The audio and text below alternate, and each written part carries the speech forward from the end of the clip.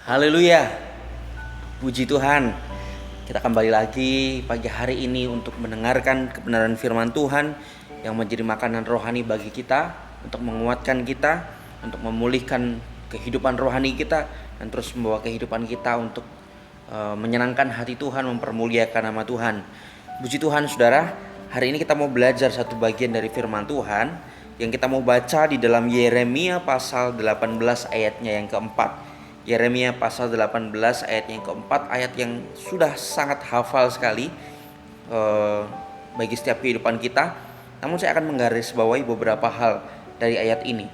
Yeremia pasal 18 ayat 4, saya bacakan untuk kita semua. Demikian firman Tuhan. Apabila bejana yang sedang dibuatnya dari tanah liat di tangannya itu rusak, maka tukang periuk itu mengerjakannya kembali menjadi bejana lain menurut apa yang baik pada pemandangannya. Hari ini saya berikan judul renungan firman Tuhan adalah menjadi bejana lain. Menjadi bejana lain. Kita hafal sekali ayat-ayat ini, hafal sekali perumpamaan ini. Sering sekali pasti dengar dari khotbah-khotbah di atas mimbar, mungkin bahkan dari sekolah minggu. Dari waktu masih anak-anak kita hafal sekali ayat ini, hafal sekali perumpamaan ini. Sebab itu saya rasa saya tidak perlu menjelaskan arti dari perumpamaan ini. Tetapi saya akan menggarisbawahi seperti judul saya tadi, menjadi bejana lain. Bukan berarti kemudian ini ketika Tuhan mau bentuk kita, bukan menjadi bejana yang sama, tetapi betul-betul menjadi bejana yang lain, beda dari bejana sebelumnya. Kalau kita perhatikan saudara, ayat ini kita akan mencermati bahwa sebenarnya kenapa bejana ini kemudian dihancurkan, kemudian dibangun kembali, dikerjakan ulang. Ini bukan karena desainnya yang salah, bukan karena konsepnya yang salah, bukan karena ini salah bahan, salah kemudian salah cara membentuknya. Enggak saudara. Alasan mengapa bejana ini kemudian harus dihancurkan, kemudian dibangun kembali karena satu kata. Karena bejana itu rusak. Sekali lagi, bejana ini bukan kembali dibangun, bukan kembali lagi dibentuk itu karena kesalahan desain, bukan. Bukan karena kesalahan tujuan, bukan karena kesalahan cara membuatnya, bukan. Tapi yang membuat bejana ini harus dihancurkan untuk kemudian dibangun kembali menjadi bejana yang baru adalah satu kata. Karena bejana ini rusak. Apa yang membuat bejana ini rusak, saudara? Karena ada kotoran, ada batu, ada hal-hal yang sebenarnya tidak boleh masuk ke dalam unsur dari pembuatan bejana ini. Tetapi kemudian mungkin itu kecil, tetapi itu ada dan bisa merusakkan bejana periuk dari tanah liat ini. Sama dengan kehidupan kita. Seringkali ketika ada sesuatu hal dalam kehidupan kita, itu memaksa Tuhan harus menghancurkan kita. Itu memaksa Tuhan harus membangun kita kembali, membentuk kita kembali, membentuk kita ulang supaya kita menjadi bejana yang baru. Itu bukan karena Tuhan salah desain, bukan karena Tuhan salah merencanakan sesuatu dalam kehidupan kita, tapi karena ada sesuatu yang salah dari kehidupan kita. Sekali lagi, sama seperti bejana tadi. Bukan berarti kemudian ketika tukang periuk itu meremukkan bejana itu, bukan berarti karena salah desain. Nah, ketika dibangun ulang, ketika dibentuk ulang, maka bejana yang dibentuk bejana yang sama, bentuknya sama, mungkin warnanya sama. Seandainya ada yang dirubah, seandainya ada yang ditambah pun, tetapi itu tidak mengubah struktur, tidak mengubah bentuk, sama. Jadi bukan itu alasannya, tetapi alasannya adalah karena bejana itu rusak. Karena ada batu, ada kerikil, ada kotoran yang bisa menghambat dan bisa membuat kemudian bejana itu pecah. Sama seperti hidup kita. Kalau Tuhan izinkan sesuatu terjadi dalam kehidupan kita sehingga itu meremukkan kita, sehingga itu menghancurkan kita, bukan karena tujuan Tuhan yang salah, bukan karena desain Tuhan yang salah, tapi ada yang salah dari hidup kita. Dosa, hal-hal yang terselubung dari hidup kita, hal-hal yang kotor dari hidup kita, pikiran yang kotor, perkataan yang kotor, cara hidup yang kotor, karakter yang kotor yang tidak sesuai dengan kehendak Tuhan. Itu yang merusakkan bejana hidup kita. Dan itu perlu diremukkan, perlu dihancurkan untuk kemudian dibangun lagi menjadi bejana yang lain. Jadi Tuhan akan membentuk sesuai dengan desain awalnya Tuhan. Tuhan sudah membentuk kita, Tuhan sudah memanggil kita dengan rencana ilahi yang luar biasa. Bahkan Tuhan jauh ke depan, Tuhan sudah menetapkan kita. Kita mau jadi bejana yang bentuknya seperti ini. Mungkin bejana yang untuk vas bunga, mungkin bejana untuk kendi air minum, mungkin bejana untuk perabot-perabot rumah tangga. Setiap kita punya bentuknya masing-masing sesuai dengan desain awalnya Tuhan. Nah, ketika Tuhan meremukkan kita, bukan berarti kemudian desain awal itu jadi berubah. Tidak. Tuhan tetap masih punya desain, punya tujuan, punya rencana bagi setiap kehidupan kita.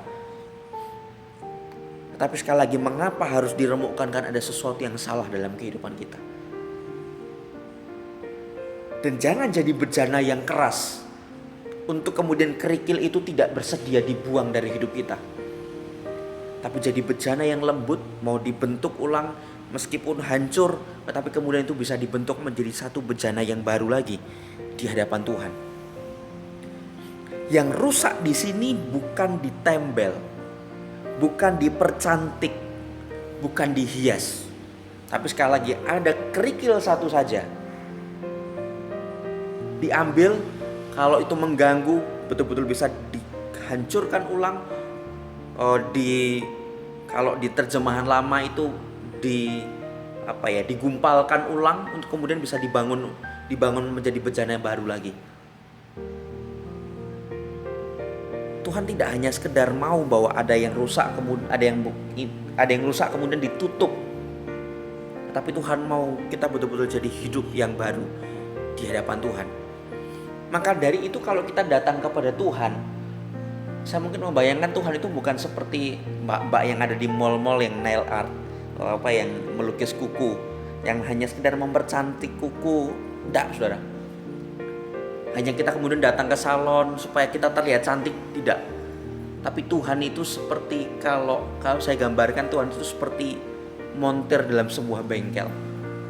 Betul-betul yang rusak, bahkan mungkin harus dipukul, bahkan mungkin harus dipatahkan, harus ada yang dicopot, harus ada yang dibuang bahkan, hanya demi kemudian kita betul-betul menjadi satu kehidupan yang baru lagi di hadapan Tuhan. Maka dari itu ayat 4 tadi di sana dikatakan, maka tukang periuk itu mengerjakannya kembali. Artinya ini memulai semua proses ini dari awal. Dihancurkan lagi kemudian baru dibangun lagi. Bukan sekedar ditempel, yang rusak itu bukan hanya sekedar ditutup lagi yang rusak. Mengapa, saudara? Karena kalau sudah rusak dan ini dibiarkan kemudian sudah kering, nanti ketika dipanaskan sudah sampai ke proses akhir dan di dalamnya ternyata masih ada kerikil, ini yang membuat bejana itu akan jadi pecah. Nah, kalau bejana ini sudah mengering lalu kemudian bejana ini pecah, maka tidak akan bisa diselamatkan lagi. Bejana ini tidak akan bisa dilembutkan lagi kemudian dibangun lagi. Sudah terlanjur keras. Maka kalau Tuhan izinkan kita perlu dihancurkan, kita perlu diremukkan, jangan ngomel. Jangan protes saat diproses supaya kita mengalami progres. Jangan kebanyakan protes saat kita diproses supaya kita mengalami progres. Apalagi itu memang karena kesalahan kita. Ada sesuatu yang salah, ada sesuatu yang kotor yang harus dibuang di dalam setiap kehidupan kita, dari setiap kehidupan kita. Mending kita hancur sekarang daripada kita hancur selama-lamanya. Mending kita nangis sekarang karena kita diremukkan sama Tuhan, karena kesalahan-kesalahan, karena ada hal yang kotor dari hidup kita, dibandingkan kita nangis seumur hidup kita karena kita terlalu mengeraskan hati dan terlanjur banyak hal yang sudah menumpuk, kerikil-kerikil itu terlanjur untuk menguasai bejana itu, sehingga kemudian membuat bejana itu pecah. Buka hati, izinkan Tuhan yang menyelidiki. Kalau perlu ada kerikil yang bisa dicabut, biarlah Tuhan yang mencabut itu.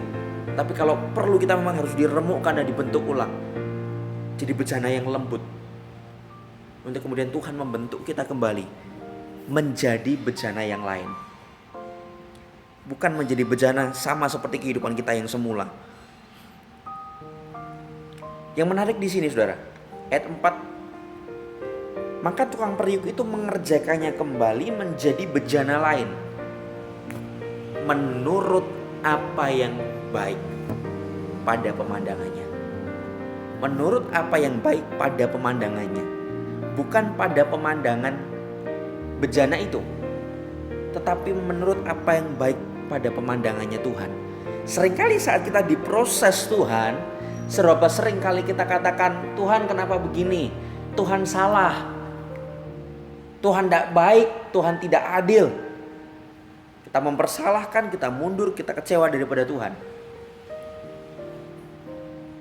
Sekali lagi dari ayat ini kita belajar, kalau kita mau jadi bejana yang lain, kita harus memahami bahwa kita dibentuk bukan apa yang baik pada pemandangan kita, tapi apa yang baik pada pemandangannya Tuhan. Seringkali kenapa kita mudah ngomel, kita mudah menyalahkan Tuhan, kita mudah kecewa saat kita diproses, karena kita berusaha memandang apa yang baik. Memang memandang apa yang baik, tetapi pada pemandangan kita, bukan pada pemandangannya Tuhan. Dan biarlah pemandangannya Tuhan itu berdiam dalam kehidupan kita, menutupi pemandangan mata kita, supaya kita betul-betul mengerti rencana Tuhan dalam setiap kehidupan kita. Dan dari kalimat ini saudara, kita mengerti bahwa hanya Tuhanlah yang berkuasa atas diri kita, bukan diri kita sendiri. Jadi jangan mengeraskan hati kita, jangan merasa hebat. Izinkan Tuhan membuang hal-hal yang tidak berkenan dari kehidupan kita dan membentuk kita menjadi bejana yang lain. Ayat 6 saudara, di sana dikatakan, masakan aku tidak dapat bertindak kepada kamu seperti tukang periuk ini, hai kaum Israel. Demikianlah firman Tuhan. Cermati di sini, sungguh seperti tanah liat di tangan tukang periuk, di tangan tukang periuk, demikianlah kamu di tanganku, hai kaum Israel. Kalau mau berubah, serahkan hidup kita betul-betul ke dalam tangan Tuhan. Karena bejana tanah liat itu hanya akan kemudian bisa dibangun menjadi bejana yang baru kalau itu di tangan tukang periuk. Kalau bejana tanah liat itu diletakkan atau diberikan kepada tangan petani, tangan nelayan, maka tidak akan terbentuk menjadi bejana yang baru. Maka dari itu harus diberikan, harus diserahkan kepada yang membentuknya, kepada yang ahli, kepada yang cakap. Maka kalau kita mau jadi kehidupan yang baru, punya hidup yang baru, jangan serahkan kepada orang yang tidak cakap. Meskipun mereka bisa membentuk hidup kita, mereka bisa membawa hidup kita berubah, tetapi hanya seorang pribadi yang mampu membuat kita menjadi bejana yang lain. Bukan hanya bejana yang dipoles, bukan hanya bejana yang dipercantik, tapi jadi bejana yang lain. Yang hanya sanggup adalah pencipta bejana itu, yang punya desain atas bejana itu, yang hanya bisa membentuk kita, merubah kita jadi bejana yang lain, adalah siapa yang menciptakan kehidupan kita, siapa yang punya desain dari kehidupan kita. Maka dari itu kalau kita mau berubah saudara, memang hal-hal apa yang dalam dunia ini bisa membawa pengaruh positif dalam kehidupan kita, tetapi satu yang hanya bisa membuat kita menjadi bejana yang lain, yaitu Tuhan yang menjadi pencipta dalam setiap kehidupan kita. Jadi jangan letakkan hidup kita kepada tangan seorang motivator, tangan manusia, tangan buku-buku pelajaran, tangan buku-buku ilmiah, tangan buku-buku novel komik yang mungkin itu memang mengandung moral-moral positif. Tapi letakkan, serahkan hidup kita ke dalam tangan Tuhan. 2 Korintus 5 ayat 17. Siapa ada di dalam Kristus? Perhatikan kalimat ini. Siapa ada di dalam Kristus? Ia menjadi ciptaan yang baru. Yang lama sudah berlalu, sesungguhnya yang baru sudah datang. Kalau saudara mau hidup, saudara berubah, letakkan hidup saudara ke dalam tangan Kristus, maka hidup kita bukan menjadi bejana yang sama lagi, tetapi hidup kita menjadi bejana yang baru di hadapan Tuhan sesuai dengan pemandangannya Tuhan. Amin untuk firman Tuhan pagi hari ini. Tuhan Yesus memberkati kita semua. Haleluya.